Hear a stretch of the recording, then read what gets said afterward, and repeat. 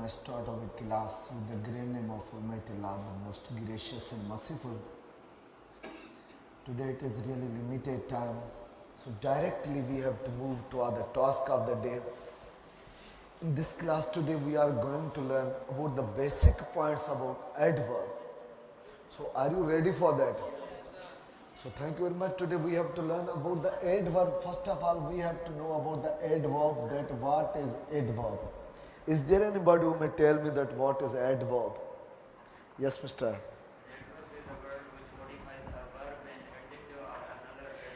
Very nice. Adverb is a word which modifies, which qualifies a verb,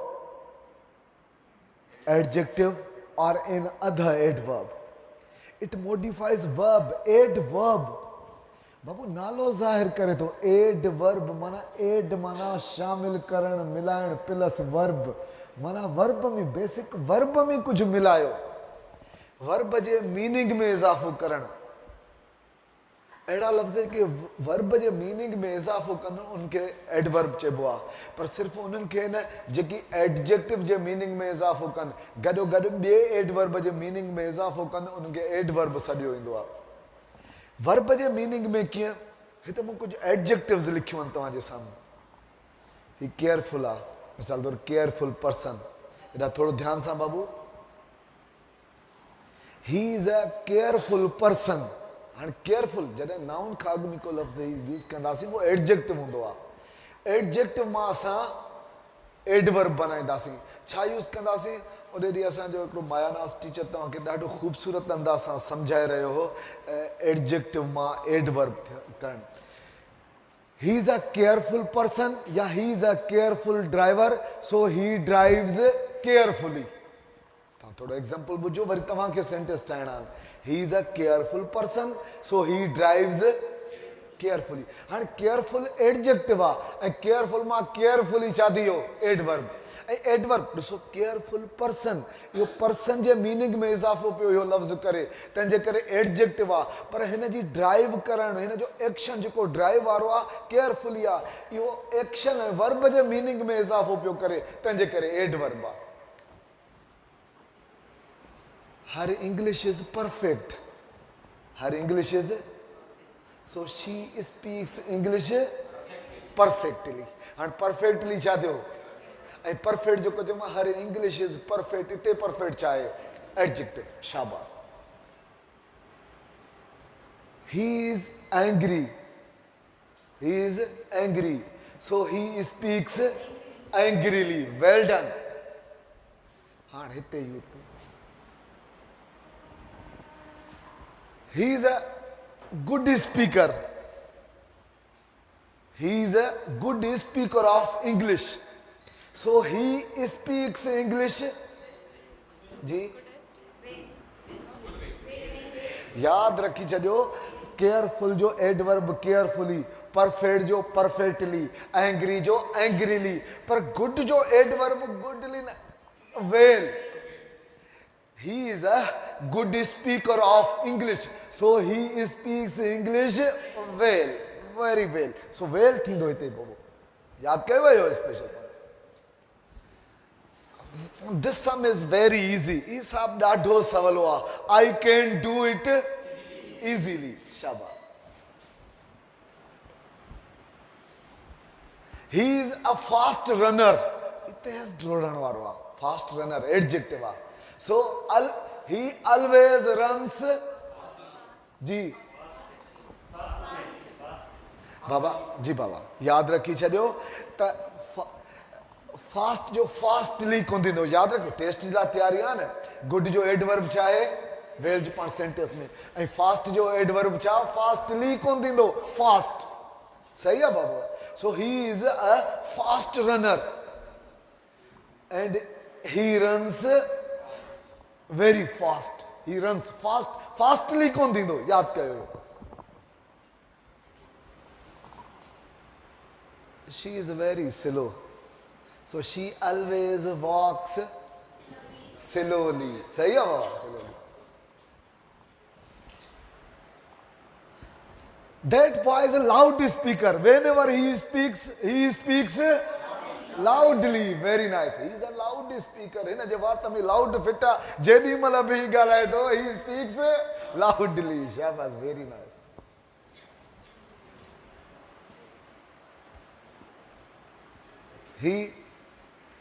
He is a bad singer.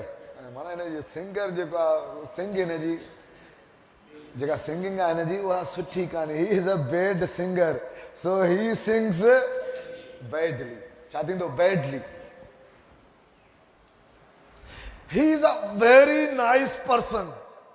He behaves, he meets, he welcomes, he greets nicely. सभिनि छा थींदो? Nicely. शाबाश. Mr. Vakar. He is a hard worker boy. He is a hard worker. ठीक है? And he works. जी बाबा. याद रखी छॾियो. इते थींदो hard. He works hard. He is a hard worker. He works hard. Fastly जो fastly कोन थींदो. Hard जो hardly कोन थींदो. हा hardly बि हिकिड़ो एडवर्ब आहे पर उहो ॿिए सेंस में यूज़ थींदो आहे. उन ते बि असां डिस्कस कंदासीं जे टाइम अॼु मिलियो त उन ते छो त एडवर्ब जा पाण 2 क्लास वठंदासीं त अॼु बेसिक इंट्रोडक्शन ऑफ एडवर्ब ईअं थी पियो. Late. He is late comer. He always comes. जी बाबा. जी अदी. जी बाबा, he is late comer. He always comes here in the class late. Lately कोन थींदो. छा थींदो बाबा? हाणे किन में ली मिलायोसीं, किन में कोन मिलायोसीं. कहिड़नि में लेट जो लेट थींदो, हार्ड जो एडवर्ब हार्ड, गुड जो एडवर्ब वेल थींदो. ऐं ॿियो यादि कया हे लफ़्ज़? ये थोड़ा स्पेशल लफ़्ज़ अथव. सो माना ही लफ़्ज़ आहिनि एडजेक्टिव तौरु यूज़ थियल. असां इन्हनि मां छा यूज़ बणाया, कहिड़ा एडवर्ब बणाया? जेकी बि असां एडवर्ब बणाया उन्हनि खे एडवर्ब ऑफ मैनर सॾिबो आहे. Adverb of manner.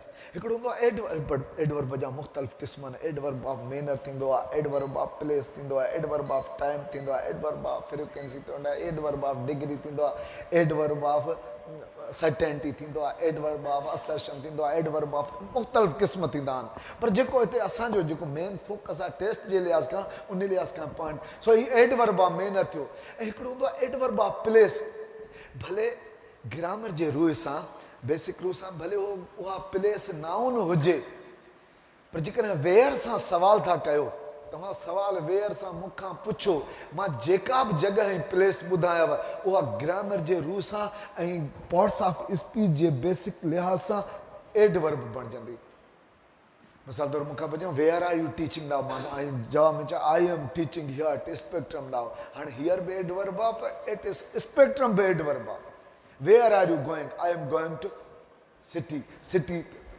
Where are you going? I am going to Karachi. माना जेकी बि प्लेस असां शेयर कंदासीं एडवर्ब जे जाइ सां उहा छा थी वेंदी? Adverb of place. ग्रामर जे रूह सां छा थी वेंदी? प्लेस. माना एडवर्ब ऑफ प्लेस बणजंदी.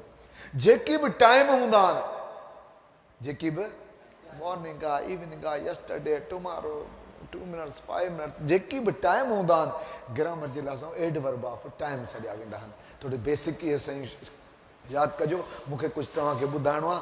कल्ह बि हिन क्लास में मुंहिंजो उस्ताद ऐं मायनाज़ अज़ीम टीचर आहिनि असांजे शहर जो साईं शौकत अली बलादी साहिबु तव्हांखे MPT फार्मूला जे बारे में कुझु बेसिक शयूं ॿुधायूं. अॼु वरी उन साॻे सबक़ खे सम्झो त मूं बि सबक़ पे पढ़ियो, उन साॻे सबक़ खे रिपीट बि कंदासीं ऐं थोरो अॻिते वधंदासीं. जी बाबू, मुंहिंजो ही लफ़्ज़ छा पिया ज़ाहिर कनि? केयरफुली, परफेक्टली, एंग्रीली, वेल, ईज़ीली, फास्ट. इहे छा मैनर पिया ज़ाहिर कनि. ऐं जेका बि का प्लेस हुजे उनखे एडवर्ब ऑफ प्लेस सॼो वेंदो आहे. टाइम जो सेंटेंस में इज़हार थिए त उनखे एडवर्ब ऑफ टाइम चयो वेंदो आहे.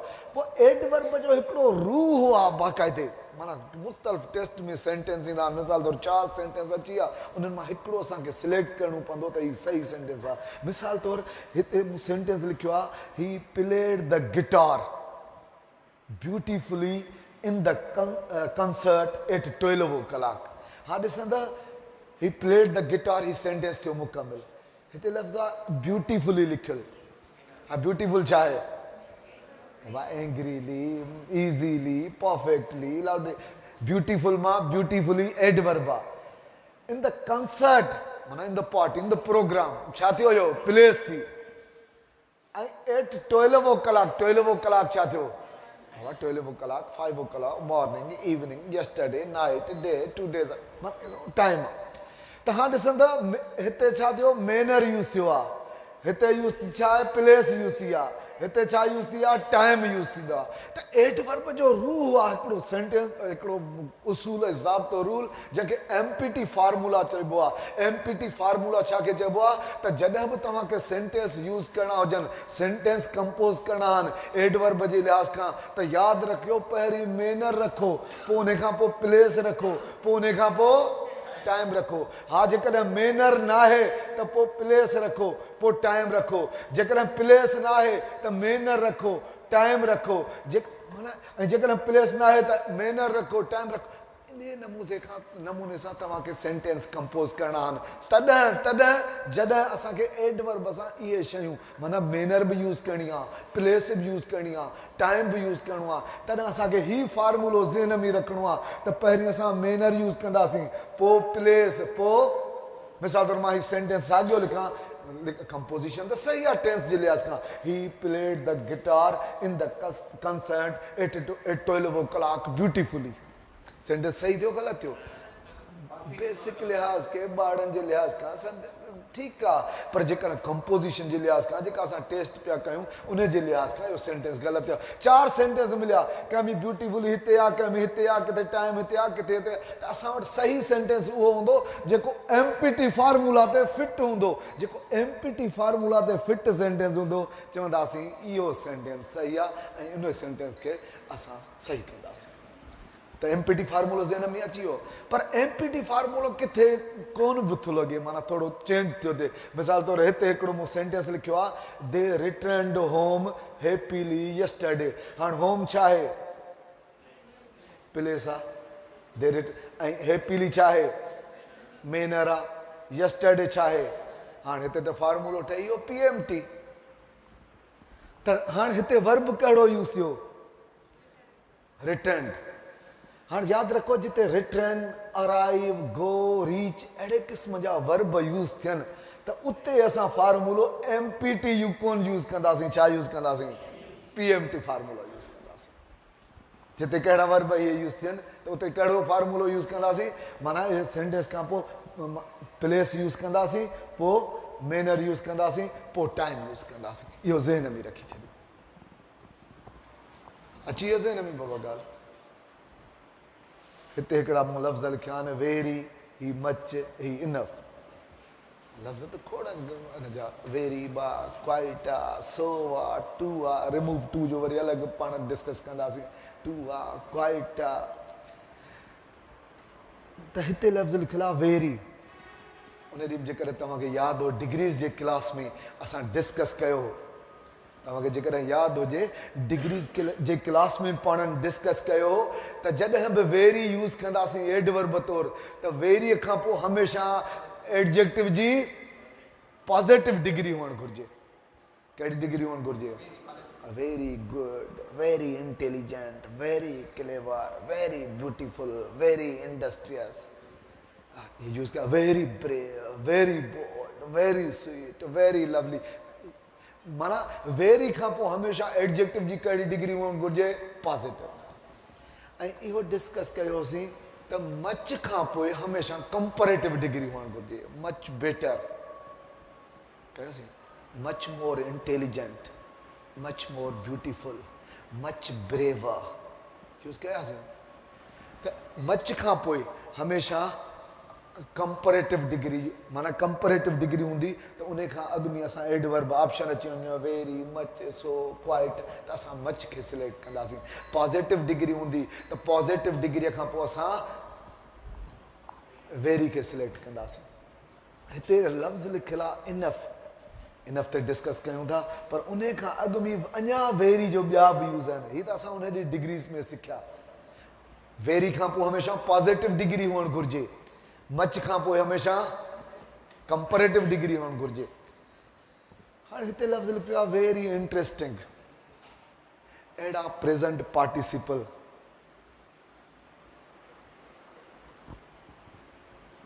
जेकी जेरेंड वग़ैरह जो कमु कनि त उन महिल उन्हनि सां बि असां यूज़ कंदा आहियूं छा वेरी यूज़ कंदा आहियूं this is very surprising very interesting very astonishing माना इंग फारम वारा वर्ब जॾहिं अचनि उन्हनि सां बि जेकॾहिं असांखे यूज़ करिणो पए त एडवर्ब कहिड़ो यूज़ कंदासीं जी बाबा असां यूज़ कंदासीं वेरी ऐं सम्झंदासीं हिनखे छा ई छा आहिनि ग्रामर जे रूल सां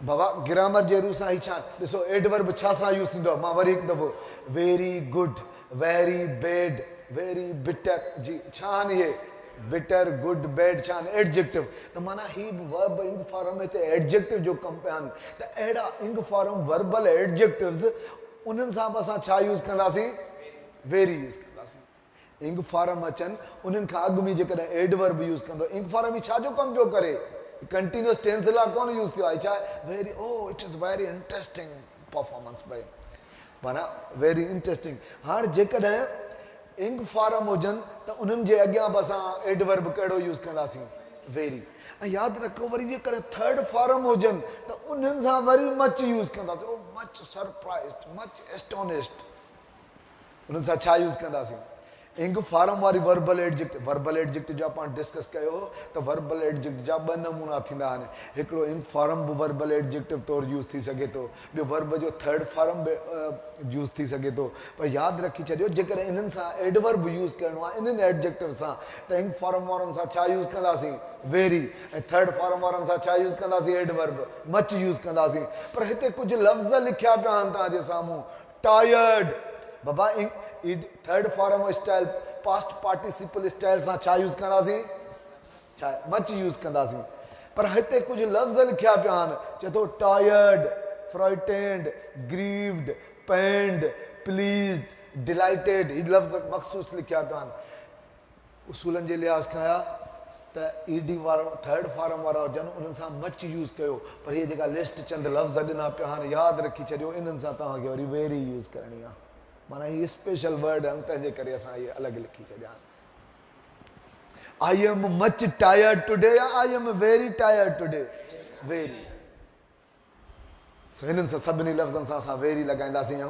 आम तौर ते थर्ड फॉर्म जेको एडजेक्टिव जो हूंदो थर्ड फॉर्म जेको एडजेक्टिव जो कमु करे हुननि सां छा यूज़ कंदासीं उसूल ऐं ज़ाब्ते जे लिहाज़ खां रूल जे लिहाज़ खां मच यूज़ कंदासीं पर कुझु मख़सूस लफ़्ज़ आहिनि उन्हनि सां छा यूज़ कंदासीं वेरी यूज़ कंदासीं सम्झ में अची वई ॻाल्हि जी बाबू हिते हाणे मूं लफ़्ज़ लिखियो आहे इनफ अचो त इनफ ॾाढो अहम आहे एडवर्ब जे लिहाज़ सां मिसाल तौरु मां हिते लफ़्ज़ लिखां त इनफ वाटर अहिड़ा लफ़्ज़ जेके नाउन जे मीनिंग में इज़ाफ़ो कनि नाउन खे क्वालिफाई कनि उनखे चइबो आहे एडजेक्टिव इनफ वाटर नाउन आहे नाउन खां अॻु में जेकॾहिं को लफ़्ज़ अची वियो त ग्रामर जे लिहाज़ सां छा आहे एडजेक्टिव आहे छा आहे इहो एडजेक्टिव आहे इनफ एडजेक्टिव आहे enough water, enough milk, enough tea, enough juice, enough butter, enough honey, enough petrol, enough खोड़ थी सघनि था माना नाउन खां अॻु में इनफ अचे नाउन खां अॻु में इनफ अचे त इनफ उहो आहे एडजेक्टिव ऐं इनफ एडवर्ब बि आहे ऐं एडवर्ब जो ॾाढो अजीब ऐं बिल्कुलु चेंज स्ट्रेंज स्टाइल हिन जो आहे यूज़ जो सो अचो त उहो सिखूं इनफ ॾिसो जेकी बि हाणे एडवर्ब आहिनि मिसाल तौरु एडवर्ब आहिनि हिकिड़ो टू आहे सो आहे वेरी आहे मच आहे क्वाइट आहे ही सभु एडजेक्टिव खां अॻु में यूज़ थींदा आहिनि he is too weak to walk weak खां पहिरीं टू यूज़ थियो He is so strong. He is very sad today. I am much better today. I am quite well today. जेकी बि लफ़्ज़ यूज़ पिया थियनि से इहे एडवर्ब या एडजेक्टिव खां अॻु में पिया यूज़ थियनि यूज़ थियनि पिया इन ग्रुप में इन साॻिए ग्रुप में इनफ बि आहे मिसाल तौरु मां सेंटेंस जो न ही इज़ टू क्लेवर मां सेंटेंस थो चवां ॾिसजो He is too clever, he is so clever, he is very clever, he is much cleverer, he is quite clever, he is enough clever. गलत याद रखी छॾियो जेकॾहिं नाउन हुजे त नाउन खां अॻु में इनफ यूज़ थींदो ऐं एडजेक्टिव बणजंदो पर जेकॾहिं एडवर्ब तौरु यूज़ कंदासीं इन ग्रुप जा सारा लफ़्ज़ असां एडजेक्टिव खां पहिरीं यूज़ कंदासीं पर इनफ जेको लफ़्ज़ आहे एडजेक्टिव खां बाद में यूज़ कयो वेंदो इनफ जेको लफ़्ज़ आहे एडजेक्टिव खां मिसाल तौरु हाणे कहिड़ी सीरीज़ ठहंदी he is too strong so strong very strong much stronger थींदो quite strong पर strong enough छा याद रखी छॾियो माना कंहिं बि एडजेक्टिव खां बाद में यूज़ थींदो छा enough he is strong enough to face the challenges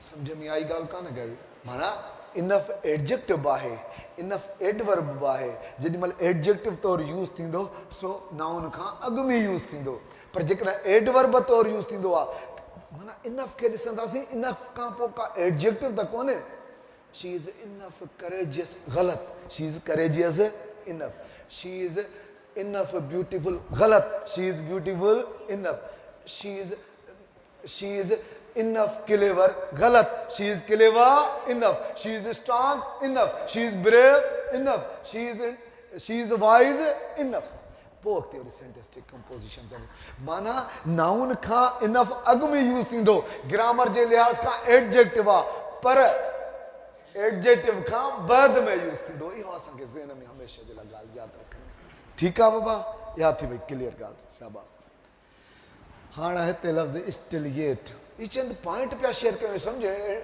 adverb पढ़ूं कोन पिया एडवर्ब जो इंट्रोडक्शन पिया कयूं जी बाबा हिते आहे स्टिल हिते येट स्टिल ऐं येट जी माना आहे अञा ताईं यादि रखिजो स्टिल ऐं इन ॿिन्ही लफ़्ज़नि जी माना साॻी आहे पर स्टिल पॉज़िटिव सेंटेंस असर्टिव में यूज़ थींदो आहे स्टिल छा में यूज़ थींदो आहे असर्टिव आई मिसाल तौरु साईं जन पुॼी आहिनि हाणे सर ज़फ़र चए थो sir has reached but sir Halim is still teaching sir is still teaching साईं पुॼी वियो आहे साईं अञा पढ़ाए पियो हाणे स्टिल बि अञा ताईं येट बि अञा ताईं ॿिन्ही लफ़्ज़नि जी मीनिंग सेम आहे हाँ सर इज स्टिल टीचिंग याद रखिजो इन जी पोजीशन छा ठहंदी प्रेजेंट ऐं पास्ट में स्टिल जी पोजीशन सब्जेक्ट खां बाद में ठहंदी सब्जेक्ट प्लस स्टिल पोइ कंपोजिशन जे ठहंदी आहे पर जिन में हेल्पिंग वर्ब हुजे त हेल्पिंग वर्ब खां पोइ स्टिल यूज़ कंदासीं डबल हेल्पिंग वर्ब हुजे त डबल हेल्पिंग वर्ब जे विच में यूज़ कंदासीं so sir is still teaching पर साॻियो सेंटेंस मां चवां त साईं अञा ताईं कोन आयो आहे स्टिल माना अञा ताईं मां छा था सम्झो ही सेंटेंस सही आहे sir has still not come जी बाबा मां सेंटेंस लिखां sir has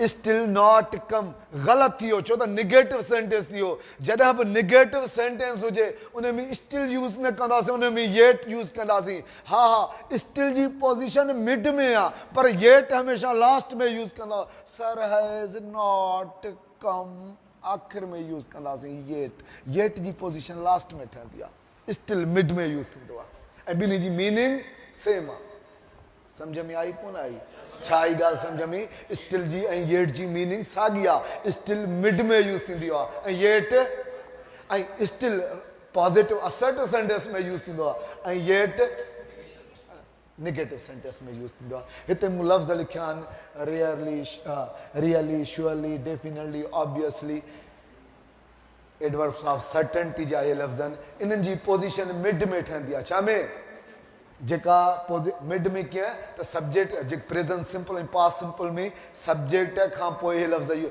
she always attends the class regularly ही ऑलवेज़ रिप्लाइज़ कॉन्फिडेंटली ही ऑलवेज़ माना इहे हिननि जी पोजीशन ठहंदी सब्जेक्ट खां पोइ पर जेकॾहिं हेल्पिंग वर्ब आहे त पोइ हेल्पिंग वर्ब खां पोइ जेकॾहिं डबल हेल्पिंग वर्ब आहे त डबल हेल्पिंग वर्ब जे विच में हिन लफ़्ज़नि जी पोजीशन ठहंदी साॻिए नमूने ही एडवर्ब ऑफ फ्रीक्वेंस जा कुछ लफ़्ज़ आहिनि always never seldom rarely frequently usually always इन जी पोजीशन साॻी मिड में ठहंदी आहे सो सर पहुची चुको आहे त इनशाला एडवर्ब जो इंट्रोडक्शन क्लास हो इनशाला we will learn more points about the adverb in coming class so thank you very much for